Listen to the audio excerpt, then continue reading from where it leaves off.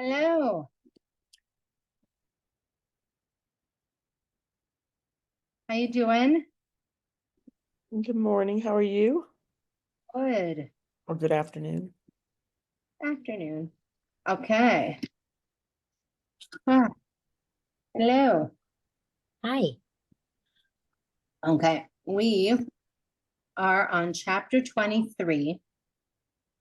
How humility can be acquired, page 298. We have four chapters left, 3 chapters left. So exciting. Okay. We're starting the new one, how humility can be acquired. So just to catch us up, we were talking about what is humility, what are the qualities of humility. Now we're going to actually break down how do we actually go about, instead of wrecking our confidence, instead acquiring humility. And that's what he talked about again and again when we were talking about humility, is it isn't a lack of self-confidence. And don't hurt your self-esteem thinking that you're acquiring humility. So there are two factors which lead to humility: practice and reflection. Practice means that a person should gradually adopt humble conduct, as was described earlier, sitting in a less prominent place, or remaining toward the back of a group rather than pushing himself to the front, dressing modestly. As he does this, humility develops within. And as much as it is natural, inasmuch as it is natural for a person to seek recognition and honor, one cannot annihilate this tendency unless one practices behavior which will impact upon the inner feelings. This, I think, is so important in general when we're talking about any character trait that we want to work on. Small practices, right? Like if you're talking about your health, drinking more water and moving daily impacts your identity to being a healthier person. They impact you on an emotional level, right? If you're somebody who always likes all the attention, you're not going to turn into somebody who doesn't need all the attention overnight.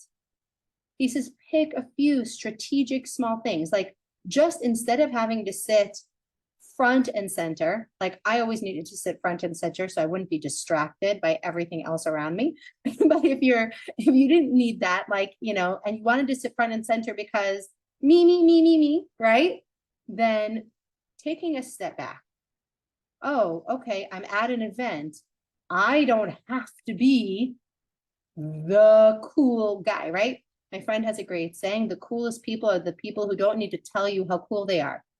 The people who are telling you how cool they are 24/7, they're not really the coolest people. Okay? How can I just not need the spotlight all the time? Does that mean that if there's a place where leadership is needed, that I don't step into that leadership role because I'm hanging back? No. It means getting attention for the sake of getting attention. Let's say you go to a networking event. Should you not sit near somebody and network? Would that be humble? No. Would maybe not interrupting other people having a conversation when you entered their conversation and entering a conversation more humbly, right, be the way to do that? So these things are always about nuance and about really trying to embody the character trait that we want to. And remember that it's going to happen small steps. And also always going to take reflection. So we want to impact our inner feelings, and they are hard to impact. It takes time and practice and practice and practice. Before somebody could be eating salads for a long time, and if you ask them, they're like, I love eating healthy. I do it because it's good for me. At some point, if they keep doing it and they keep appreciating that it's good for them, they're like, oh, you like salads? Sure. I don't think about it. I just what I do, right? And then at some point, they're like, yeah, I have 15 recipes for the most delicious salads. Of course, I've been eating salad for 20 years. It doesn't happen necessarily overnight. The Ramchal's understanding of human psychology is profound, and in this single paragraph, he demonstrates that he knew more than many learned psychologists who for so long have advocated changing behavior by understanding its source. The Ramchal says that such efforts are futile because, contrary to traditional psychological teaching, we have no way of really reaching into ourselves and extirpating the source. One can only begin by changing behavior, which will then bring about the desired internal change. Why do we say we need to learn Bitachon every single day? Because just learning it isn't going to impact the person we are from our childhood experiences and our learned experiences from our whole life. But the repetition does somehow get into our kishkas and change who we are, and then change how we think and change our sensitivity. We've dealt with this issue earlier in this book and pointed out that some of the more recent schools of psychology, no doubt because they observed the inefficiency of traditional psychotherapy, have taken a more behavioristic approach to working from outside in rather than from inside out. In fact, in regard to development of the trait of humility, the Rambam begins with his letters to his son through instruction and to control his rage reaction, which will lead to humility. The Ramchal echoes this concept and says, feelings are not under all our control, but our actions are. Trying to control the uncontrollable is futile. The only sensible approach is to change that which is amenable to change and control, action, and then allowing it to impact one's feelings. I was just talking to somebody, we were just talking about Shabbos, and we were talking about how we can't necessarily change our feelings about Shabbos being a day where we let loose and eat whatever we want and have such delicious food and overeat. But we can change an environmental behavior like putting all the food on a buffet. So you're still having all that feeling, but when it comes to your actual behavior of what you're consuming, it's much easier to control the behavior rather than make a deep change in this whole way we feel about Shabbos food. And this is something I think that I'm taking for myself that I really needed to hear today, because there's another issue that's been bothering me lately. And I was literally just talking to my rabbi today about it, and I was talking to a friend about it over Shabbos, that is such an inner conflict. And this just reminded me how I might not have to figure it out. I might not have to figure out how this inner childhood conflict of seeing things and the adult me's way of seeing things ever actually line up. If I'm working on my behavior and I'm happy with my behavior, maybe all of this angst about trying to align those two conflicts isn't necessary. And either it'll happen with time or it won't. Just came to me, something I needed to hear today. Okay. Reflection. So we talked about changing our behavior. Great. But now let's talk about reflection. The reflection involves several considerations. The statement of Akiva ben Mahalo, know whence you derive from a putrid drop and where you're destined to a wormy grave, and before whom you will give an account of your life before the King of Kings. This is a reason to believe that vanity is a reaction to an intolerable feeling of worthlessness. If only people who feel small that endeavor to be seen as big. Anyone familiar with juvenile behavior knows a small child will climb on a chair and declare loudly, "Look, mommy and daddy, look how big I am." The child is thrilled when the adult seats him on his shoulder, so he's taller than everyone else. While adults do not engage in such behavior physically, they often do so psychologically, and the reason is the same. We have pointed out one can feel big with healthy self-esteem and not be vain. To the contrary, a healthy self-esteem will avoid the need for vanity. Someone who feels big does not have to climb on the chair or do its psychological equivalent. Healthy self-esteem reflects on knowing one's value and strengths, one's inherent greatness as being the professor of a divine soul, one commissioned by God to carry out a specific mission in the universe. So number one, if we want to be humble, we have to look at our behaviors that maybe are putting us in a position that makes it very difficult to be humble. Like if we're always standing up on the chair and okay, maybe then it's really going to be hard to be humble. And the second is to reflect. Not to reflect on how useless you are, because that's going to make you want to stand up on the chair and scream louder. But to reflect on how blessed you are and how loved you are and your bitachon and how cared for you are and how much potential you have and how good you are on the inside just for being. And when we're reflecting on that and our strengths, Oh, right? All of a sudden, we don't feel that same need to be shouting to everybody else. Our ethical writers point out that man is actually superior to heavenly angels because while angels are ideal holy, they have no option to be otherwise. They were created as holy, pure spiritual beings. Their holiness is not something they worked for and achieved. An angel can neither improve on his state of holiness nor advance himself in spirituality. Man, on the other hand, is created with a great potential for holiness, having within him a divine soul, that as we know too well, the demands of the physical body easily dominate the soul and degrade man to the level of being what science classifies him, Homo sapien, a gorilla with intellect. For a man to be more than an animal with intellect, he must struggle against the powerful physical forces that pull him down, and this is a relentless battle that continues to the day of our death. In contrast to angels, man develops his spirituality and earns his holiness by sheer effort.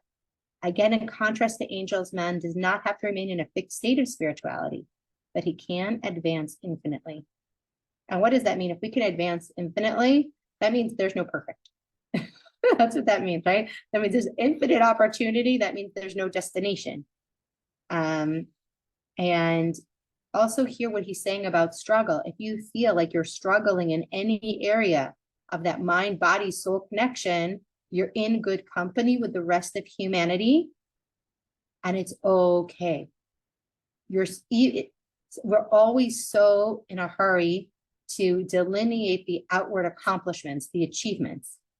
And if I'm not having achievements, I literally said to someone with the emotional stuff we're all going through within the war, right now, I said to her, I feel like I'm training for a triathlon and everyone's expecting me to celebrate 5K. And she said, of course, that's how everybody who likes strategy and efficiency in life feels right now. This is what war feels like. Of course, that's exactly what I feel. That's exactly what we're all feeling like, is you're struggling at this level. And what he's saying is, don't celebrate the 5K, right?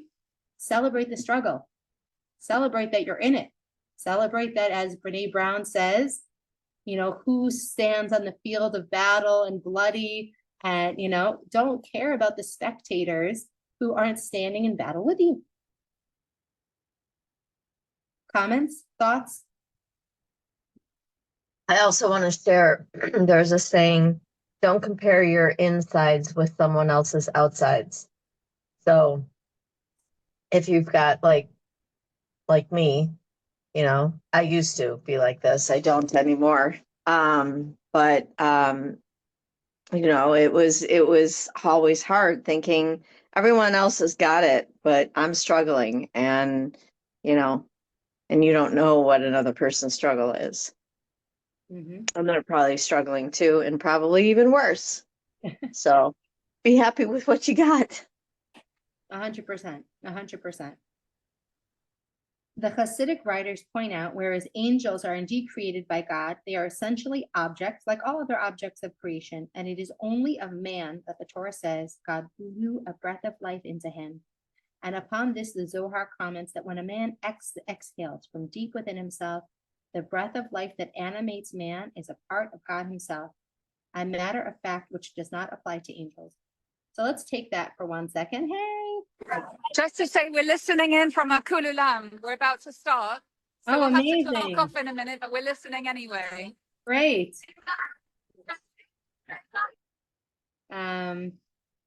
So let's take a deep breath and just practice that for a second.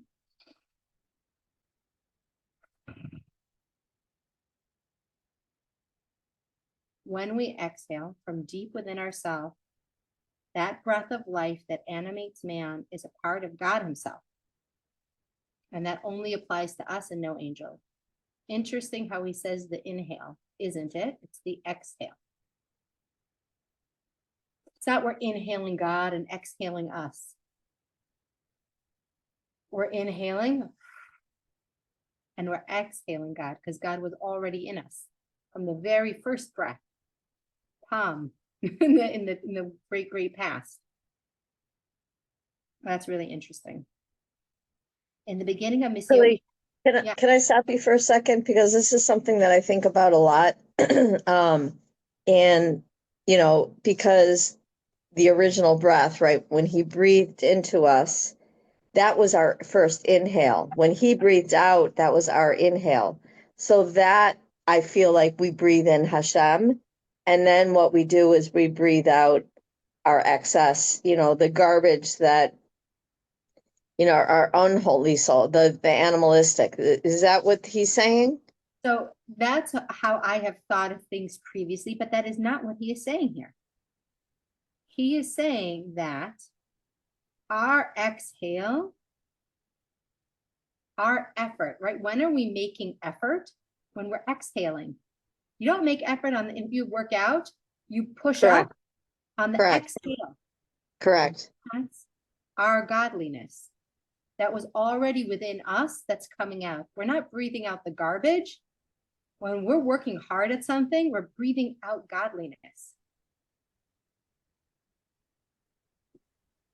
Well, isn't the exhale also the part that actually calms your nervous system, calms everything? I mean, that's where the physical benefit is actually on the exhale, uh, than the inhale. I mean, obviously you have to breathe, but on the exhale is when actually all of the good chemicals release into your body, you know, so you're receiving so much on the exhale. You know, I mean, always like in yoga, the audible exhale, how much more that gives you than the inhale. So even I mean, our bodies know that. Right? It's so interesting because we think, okay, I got to gird my loins, inhale. But isn't that crazy that it's actually the let's do this, not the let's do this. That's actually, it's just interesting because I've been with you, Stacey. I've taken so many yoga class, other things where they're like, okay, and let it all out. But actually, I guess they're saying to let out our need to do it all ourselves. Our need to think that we're the ones doing it and just let the God within us come out and do it. You It's know? also interesting when you're doing breath work that you're always trying to extend the exhale so much longer than the inhale. You know, I think my next class will be so much more interesting with this thought. Yes. Mhm. And it is like just a small paradigm shift. Oh, you know, there isn't garbage in me to exhale. There's strength in me to release into the world. There you go. That's beautiful. Okay, fantastic. Right. Then I'm seeing it. Right. And we want to lengthen it because so what I always say when I'm teaching yoga is I compare our breath to, I talk about erech apayim, right? That's what it says in Torah. So what does that mean? Long breath. It's it's you know, it's calming our nervous system. Yes, Lala. It's also slowing our anger, right? It's when you're nose breathing, you can do that. Erech apayim. That's why it's yogic breathing is only through the mouth, except for the first few cleansing breaths that you do at the beginning of the class. But it's really the nose that, you know, through which all of this occurs. So yeah. Yeah. And then it you know, and I've always said I always said like I want to start a class called Exhale. Like that's my next business venture, Exhale, you know. Um I'm sure it's already taken, but that's okay. And then now I've said it out loud here, so doesn't matter. I'll not do it. I won't steal it. Go ahead, make it. Go for Thank you. it. Scale cookie. Thank you. You have it recorded on testimony that it was your idea. Okay. Somehow, as she said that, I thought to myself, the exhale, the gift it is from Hashem, if it's on the exhale, how how like so much of what we give is on the exhale, and this humility, this concept of humility being related to it, because exhale is it falls out of you. Humility really just falls out of you. There's no effort, there's no trying. We don't try to have humility. It's just an exhale, which is really the gift that you've been given from Hashem, that you can just be in that place. There's no need in it. There's no need in the humility. There's no need in your action. It just is. It's when you just allow it to fall out of you, it's actually when you're receiving the most. So I think it really kind of makes humility have such a different arc. Like it just seems so much more beautiful. Yes, Nice. beautiful. The Hasidic writers point out where angels were created by God, they are essentially objects, like all other objects of creation. And it is only of man that the Torah said God blew a breath of life into him. And the Zohar comments that man exhales from deep within himself. Okay, that we read. In the beginning of Mesios Yesharim, Ramchal posited the ultimate goal of man is to become united with God, which is actually a reunion, with the divine soul returning to its source in God. Such a reunion is possible only for man who has tied his divine soul and not for angels. Man is thus capable of achieving a goal that is inaccessible even to heavenly angels. That is what Akiva is saying. In contrast to spiritual angels who were created in the state of perfection, man's origin is the most humble possible, and his physical self is nothingness that will disintegrate into the elements. Yet it is he who is privileged to stand before the King of Kings. It is man who will be called upon to give an accounting of his life, a report on the success of his mission, because it's only man who has the capacity to fulfill such a mission and to be the immediate presence of God, closer to God than even the angels. Man should reflect upon himself and at once become aware of both his smallness and his greatness. This self-esteem should obviate any need for defensive vanity, for figuratively climbing on the chair to show everyone how tall he is, and at the same time, the awesomeness of his responsibility, that he will be standing before God to present accounting of himself, and should subdue any juvenile feelings of just look at what I've done with the request for applause. This is an excellent formula for humility. I'm curious, does anybody feel the conflict between I'm nothing and I have greatness? I'm capable of greatness. How do you deal with that conflict within you? Okay, well, I think I have to say that, I struggle with that my entire life. My 20s, my 30s, my 40s, not so much my 50s, and now I just turned 60. And I have to say, Baruch Hashem, that it's rare that I feel it anymore. And I think it doesn't happen overnight. I think it takes, just like you said, a repetition, a repeating. And, I used to, what is that story? We're supposed to keep in our pockets right? The one thing, I am but dust, and I was made in the image of Hashem. And, I meditated on that for probably 20 years. And I think that is what did it for me, because I thought, okay, if this is Hashem's message for me, then basically what he's saying is, yes, you need to be humble. Lily, what you said about, joining a conversation, I used to do that all the time. I was ridiculous. I was so, I was, oh God, it was embarrassing how I was. I would come into a conversation and I knew it even as a child that I was a big personality. I didn't want to be a big personality. I really didn't. I wanted to be just like everyone else. I was like, why is everybody looking at me and like, like giving me so much? And and truly in the inside, I felt small. So it was, and I felt terrible. And, I don't know. But then I kept saying, wait, and there's a line in program. So I'm in AA, and I've got 14 plus years sober.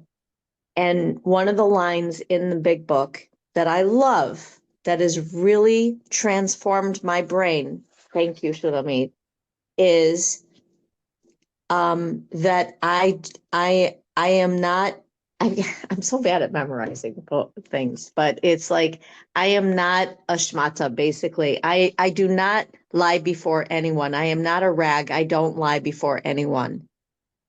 And I'm like, okay, if it's saying it in this prophetic literature, which I do believe was prophetic, and, of course, Torah says this, of course, I have to believe. And Hasidus, every time I showed up at Chabad, they were constantly, you're in, your specific abilities and thoughts and talents and traits, we need you. Just like we need you and you and you and you and you and you. So I finally became one of the many. But it took a while. Beautiful. I don't know. That's what I got. So beautiful. Shulamit, thank you so much, Stacey. Thank you. That was such a powerful share. I'm also not in AA, but I'm in CODA, which is similar. It's the 12 steps without the alcohol. But yeah, I get it.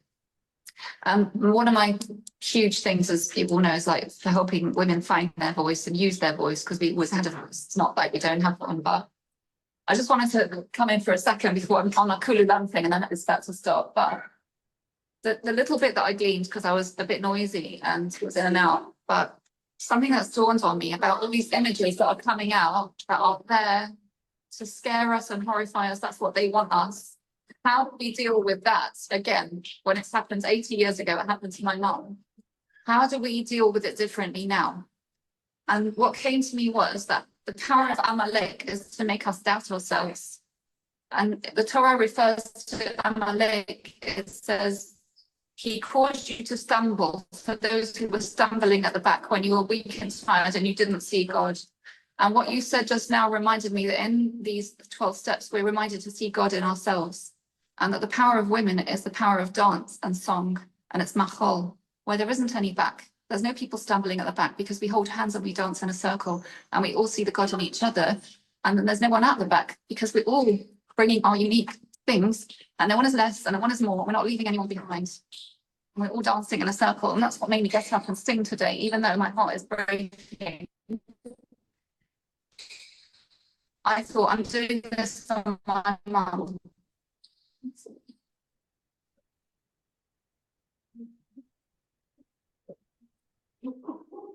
So anyway, I've got to run. Thank you for that, my darling. Thank you. Thank you, Lily. Lala, anything to share on this thought? Any wisdom? Nope. Okay. The second consideration is change. Well, maybe I will say something. Is that I think like Stacey was talking about how you as we age, and I think that it is you have this, you begin to observe more, I feel like, as you're older. And when you're younger, you want to be like in the conversation. So it's not that you're haughty or anything like that, but you want to be a part of something. And as you age and you feel more, you take kind of ownership over just of who you are within your own being, you no longer have that. And so it's like a settling of yourself, and also realizing how much more we learn by listening rather than being, front and center. And it's not a humbling per se, but I think that's how it ends up. And like a humbling of your own self within yourself, to not have to like hear yourself or be something that you realize it's like being this incredible computer that can synthesize so much without words, of the what's happening in a room or what's going on. And you're much busy, you're busier absorbing everything from words to vibrations to all of these things because you're older, you're more mature that you can handle all that. Whereas when you're putting yourself in the center, you're actually missing. So you're missing the whole because you're so busy thinking of what's my next step or how do I be or whatever. And as you age, it's just some comfort that happens in you where you just can settle and you probably learn twice as much because you're able to take in so much because you're not thinking about your next step or your next anything. It's just kind of a bigger picture kind of thing. So Um, interesting. How and do then you others filter? feel that. How do So you that filter when you're taking so much? How do you not get overwhelmed by all this, all that you're taking in? one, I think our systems can handle more. Also, I don't know, you're not thinking of anything. It's more like the inhale, exhale thing. I mean, it's very much, you know, like that because you're just not so it's I mean self-absorbed is a big word, but I think it's more about the whole than the individual, So, although it's very individual. so when you're seeing all that picture, because you're older and more mature and you found that humility, what I'm understanding is that you're not then looking for what's my place in this whole thing. You're allowing the whole thing to be and trusting that you're a part of it. Like you were saying, Stacy, about being one among the many. And that doesn't take away for who you are, but you're not looking to see yourself in everything you're taking in. I'm so lucky that I get to do this class with so many women who are so much more like life experience than I am. I feel like I get so much out of this. Thank you guys. It's so interesting. I was just on a week retreat with women, and Wow. for me, it's the younger women. When I look at the women who are, really, I could be their mothers. I am so amazed at the wisdom that comes from them. It's, I mean, I'm just like, oh, you have no clue how lucky you are, but because they are in it and gaining it and synthesizing it in a way, that I didn't have that opportunity. And I am so incredibly inspired by younger women at this point in my life. It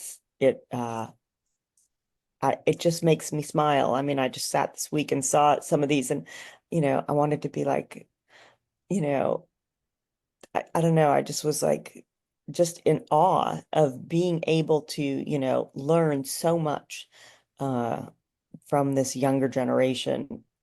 Just, I feel like the younger generation has gotten much wiser. I feel like it's blown away, even though, we see so much garbage on, on social media and stuff of these stupid, but like, honestly, I feel like there's a sensitivity in the younger generation and wisdom more than even I look at my kids and I'm like, dang, you guys got it going on. You guys, yeah, but then I think maybe the wisdom when we were that age, maybe the women were thinking that about us.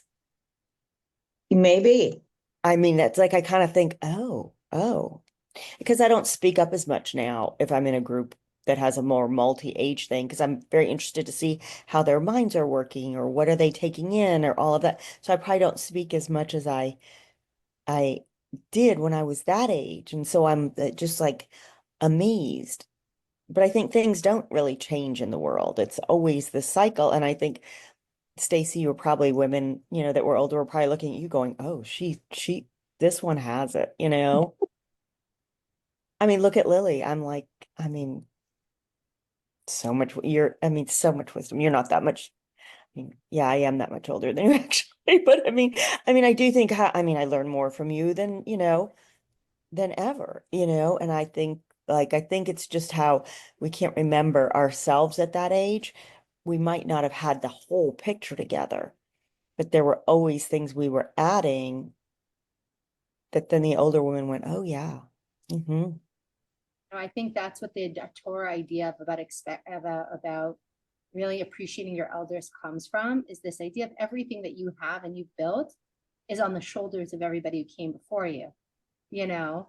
And that's why when you're older and you're looking at someone younger, you're like, look what she's doing, because she gets to start in a much farther along place, you know, than you did. And I see with my daughters, like, it's so cool to see where they get to start, you know, on their journey. I'm like I didn't even get there. Like, you know, by the time I was out of football, I didn't get to compete as a Jewish girl in a Jewish league internationally. Like, how cool. Like, I never got that opportunity as a girl who was into sports. Like, that's so cool that like that they have the confidence and ability and ability to do that.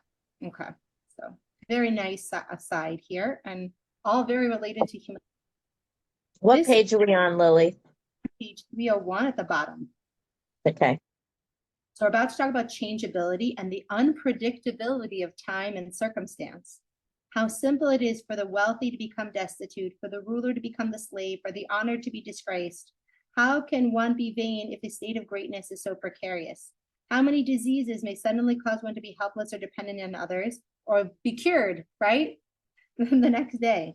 How many troubles, God forbid, afflict a person that he has to appeal for help to the people he formerly belittled? Witnessing such happenings daily is not enough to rid a person of vanity and make him feel humble. I think this is something we're all seeing so much.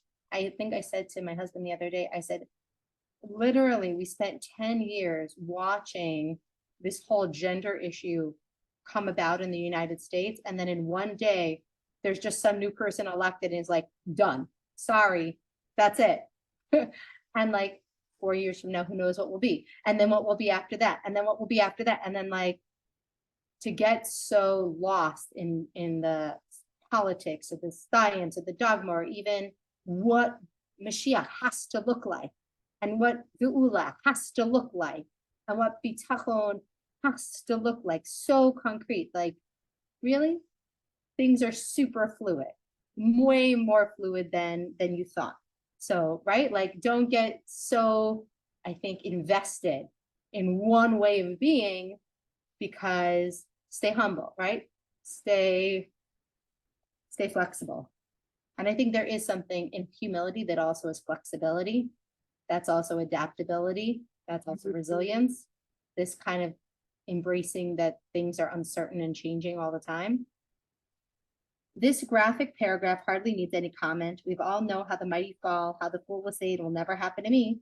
Medically speaking, it's a minute clot of blood, 1 millimeter in size, to clog a crucial blood vessel to the brain, instantaneously transforming an intellectual genius into a mentally defective person, a high-powered executive into a virtual vegetative state.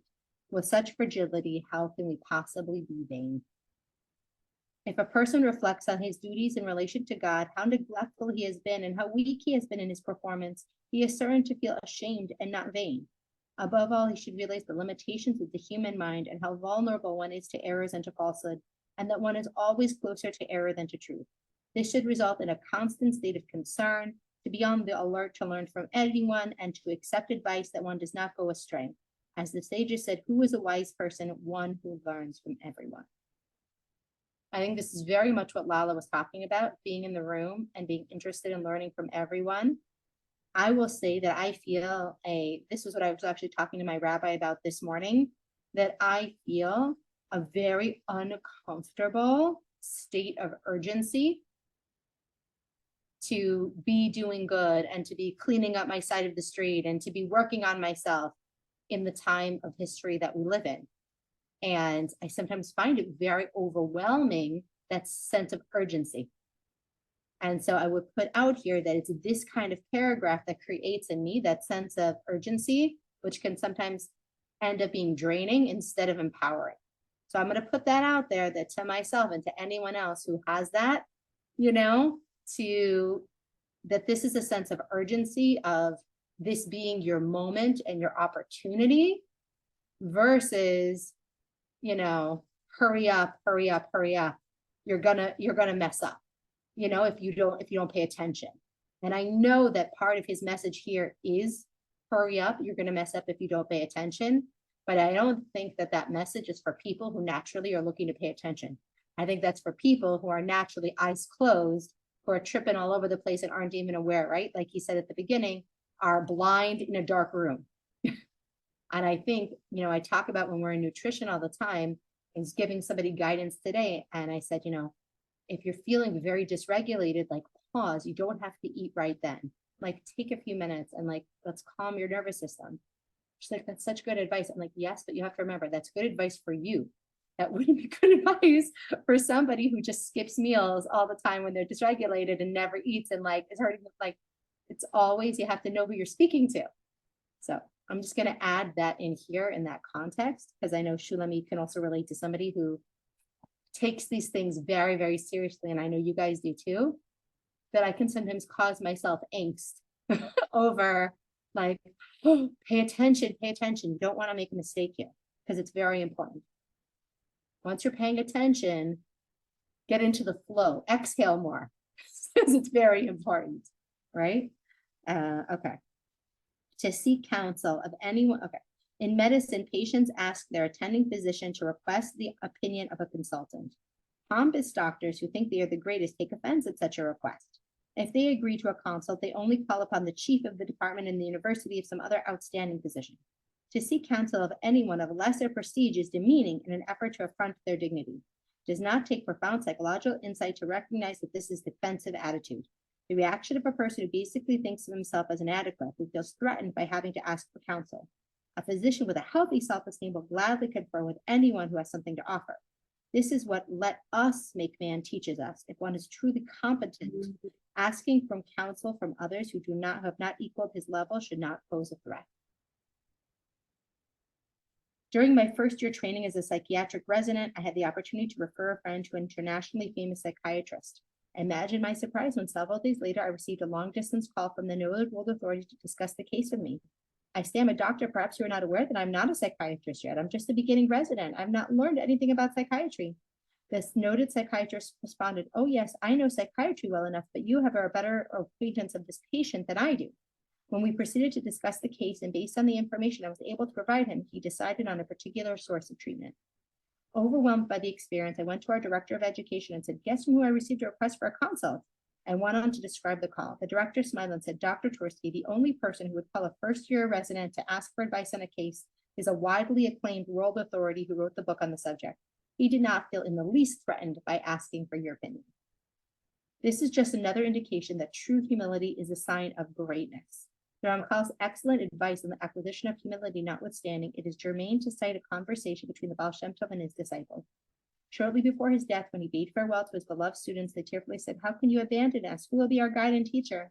And the Baal Shem Tov answered, in your search for a teacher, ask him what you can do to escape from the clutches of vanity. If anybody provides you with techniques and methods to do so, he's not your leader. The one who will tell you pray intensely and with desperation, just as a drowning person pleads to be saved. He is your true leader. Man's penchant for vanity is so powerful that only God can help him overcome it. Let us be aware then that just as when efforts in any area of endeavor are necessary, but that success in any venture is the result of divine aid, so it is with humility. The techniques the Ramchal suggested constitute the efforts we must make, but we must remember to pray fervently for divine assistance in achieving humility. Page 304. Among deterrents to humility is indulgence in worldly pleasures. Beware lest you eat and be satisfied and you will feel yourself superior. This is the reason why some Hasidim felt that occasional fasting was beneficial, because they felt that vanity occurs only amidst abundance. And as the Talmud says, a lion does not roar over a heap of straw, but only over a heap of meat. In several places, the Ramchal has discouraged fasting and other practices of mortification as a distortion of Hasidus, yet everything has its place. The criticism of fasting lay in the fact that people might assume it is the essence of Hasidus. The Ramchal go to great pains to point out that what Hasidus is really about and that it can be achieved without excessive fasting. Ironically, one who feels hungry and exhausted due to fasting thinks, see, look how much I sacrificed to God. I'm the real tzaddik. Instead of resulting in Hasidus, this could lead to vanity, the very antithesis. In selected cases, where one had advanced through all the steps, including Hasidus, and one feels his physical being is still demanding too much, that he must teach it a lesson, occasional fasting might be helpful. The Ramchal has pointed out Hasidus is without firm written guidelines, and it's easy to go astray and think when you're doing good when the opposite is the case. Anyone contemplating fasting would do well to seek counsel of a competent spiritual mentor and avoid the pitfalls I don't think the word is supposed to be incident to self-flagellation. Another deterrent to humility is keeping company with flatterers who, for their own self-interest, praise a person, both exaggerating his virtues and adding non-existing ones. The human psyche is very vulnerably and readily seduced, and one can easily begin to believe praises which enter one's system like venom to trap one into vanity. A wise person will therefore be cautious about when he chooses a friend, an advisor, or an overseer of his affairs, using even greater vigilance than he would for someone to advise him on his food and drink, because the latter could affect only his body, whereas his companions negatively affect his soul and his very honor. Only one who walks uprightly shall serve me. The deceiver will not dwell in my house. There is nothing better than sincere friends who alert one to things when he does not see, and in their love for him rebuke him to save him from harm. A person may be so blind to his own defects, which others can see, and warn him so that he can be saved. The more we read in the Ramchal, the more admiration we have for his psychological insights. Even people who are humble are not safe harbor, because vulnerability that pride and honor can turn to one's head is very great. Almost in spite of ourselves, we may wish to hear others sing our praises. Flattery will get you nowhere is by no means true. Flattery often achieves much, and people will use it to their own advantage. We have already noted different efforts expended by our great Torah personalities to avoid falling trapped to vanity. Some would fold the top of the letters they received in order to reading the lavish titles by which they were addressed. Many took great pains to avoid public acclaim. On return from a rabbinic convention, a number of Torah leaders wore the same train, and each stop were greeted by an enthusiastic throng who wished to put eyes on them. The Chaim was on the stage and he refused to go out on the platform. Why do you not go out? The people wish to see you. He said, why should they wish to see me? I don't have horns on my head. It is only because they are under the false impression that I'm someone special. And if I go out confirming this illusion, it's nothing but sheer vanity. And what's so wrong about vanity? Rabbi Meir asked. The Chaim was shocked. Why, vanity is the worst of all sins, he said. We will be punished eternally in hell for being vain. Rabbi Meir then said, but the people wish to see you. Can you not accept punishment in hell in order to grant the people the enjoyment of seeing you? The Chafetz Chaim was electrified and promptly went out to the platform. The acclaim he received hurt him deeply, but he was willing to bear the distress if it gave others pleasure. The Ramchal observes that a true friend is one who will call you on your faults and so that you can improve upon them, rather one who flatters you. Failure to alert a person to his character defects is a gross mistake because he will unwittingly harm himself. In my book, discussing the problems of alcoholism among physicians, it happens to doctors too, I included a chapter where one doctor narrates how he was hospitalized for alcoholism 5 times over a period of years, the last time following a serious suicide attempt. On each of the hospitalizations, his colleagues tried to help him by covering up his alcoholism, giving him other diagnoses to protect his career. He says, my friend almost killed me with their kindness. This is true within family as well as friends. We may risk possibly alienating someone if we point his defects out to him, but a wise person will essentially be grateful for the constructive criticism delivered with sincere care for one's welfare. Rav Zussi of Hanapoli was one of the many tzaddikim who hired someone to reprimand him, knowing that others would be hesitant to do so. Solomon says, reverence for God is the beginning of wisdom, but fools despise wisdom and admonition. One who loves rebuke is a lover of wisdom, and one who hates admonition is a fool. And that is the end of chapter 3. Final thoughts from today. I thought today was such an impactful class. I'm going to be thinking about it with all my exhales. Me too. Thank you. Exciting. 2 more chapters left, 2 more weeks left, and then we will be starting again. Bitachon. Can I tell you guys something very special? And then I have to run. I'm chairing an AA meeting right after this. So Shlomo Katz came to Chicago this Shabbos. This is the first time he's left Israel since October 7th. And I have a very special relationship with him. I love Shlomo Katz deeply. I've been knowing him for years. I have his cell phone. We text each other from time to time, more like updating him about my kids and I'm coming to Israel. Where are you playing? And So he came to Israel. One of the things that he said to me at the last time that he was in Chicago, he said, Stacy, when you get married, I want to be at your wedding. And so as soon as I got engaged, I sent him the announcement. And I said to him this time, look, I know I can't really bring you in for my wedding. And he's like, when is it? And I told him, Erev Lag BaOmer, and he's like, yeah, no, because he's got so much going on there in Israel. So I said, but if you could please, like dedicate a song to me that I can record you and play it at the wedding. So it happened last night, and he was beyond sweet and kind and nice. And he recorded Ashes Chayil for me. I mean, he sang it, and then he's like at the end, Mazel Tov, and he said my name several times. He's like, "Where's Stacy?" He's like, "Where's the Holy Kala?" And I'm like, "Oh my God, I'm so like blown away." So I just wanted to share that with you guys. I'm so excited. I What a gift. What a gift he gave me last night. That's all. Amazing. Can't wait. Such a gift that you shared that. It's beautiful. Thank you. And Thank such, you. like, again, like a perfect example of, of relationship. And one thing I would add is he talked about behavioral psychology. And I think what's come out of behavioral psychology is the relationship psychology, and that behavior can really only be improved based on the quality of the relationship. And as the same way they saw, oh, this kind of didn't work, but it had good things. Now it got to this, and I think that goes back to why Shar Bitachon always comes first. Because once you have that relationship with Hashem, so then we're very motivated to work on our behavior, Right. But without that relationship, then it's, a totally different thing. Okay. Yep. I have a class next. Also, I'm teaching for Thrive 2025 group. So a great day, good ladies. And Thank you. yeah, and I'm excited to be learning and on this journey with you guys. Thank you.